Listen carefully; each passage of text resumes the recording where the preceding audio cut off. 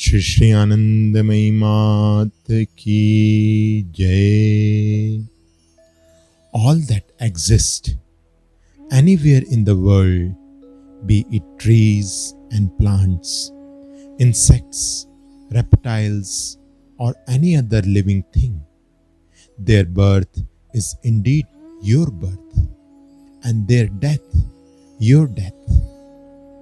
On the level where everything is contained within you and you are present in everything, there is only the one and he alone. Suppose you are able to visualize a few of your previous lives. Your vision is limited by number. If you recollect the history of your former births, it means that you know only the course of your own individual lives in their own particular times and places. But you are not aware of your various movements and static states in the whole universe. You see the many. How will you go beyond this multiplicity? By finding yourself in the many. Who is that self? He, and none but he. So long as he, the self, has not been revealed, you are imprisoned within the boundary. Boundary means ignorance, and therefore there is forgetting.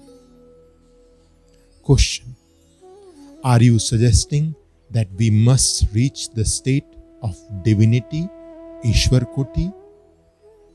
Ma, the question of reaching that state does not arise at all, so long as the veil of ignorance persists.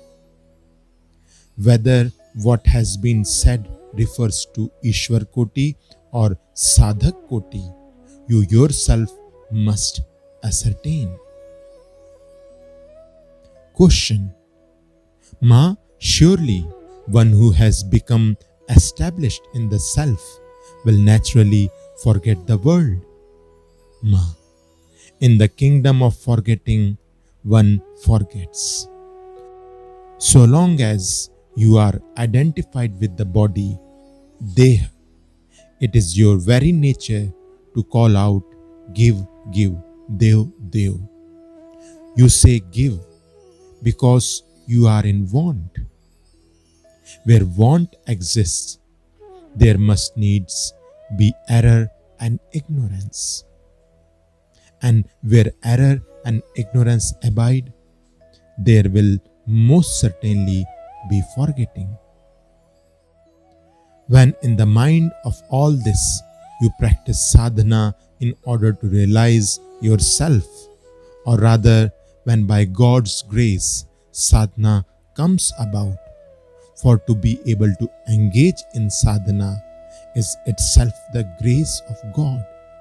Then, after having worked through layers and layers of ignorance, you discover, I am in fact the whole.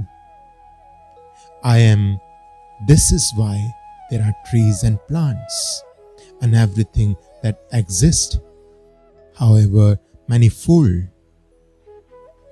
Every single form is in fact I. Where I am consciousness of separateness, my natural expression is to want. Even in this condition, I am infinite. In the very form of the human body lie moods of endless variety and numberless modes of expression. Indeed, all existing forms are infinite, and I am likewise infinite. All forms and distinctive marks I see to be myself eternally. Therefore, I exist. So then I have discovered this, and that I am of many forms, infinite forms indeed, with infinite modes of appearance. They exist within me in ways of infinite diversity, and yet I myself am all of these. Within me exists the separate modes of display. In endless variation, none are excluded.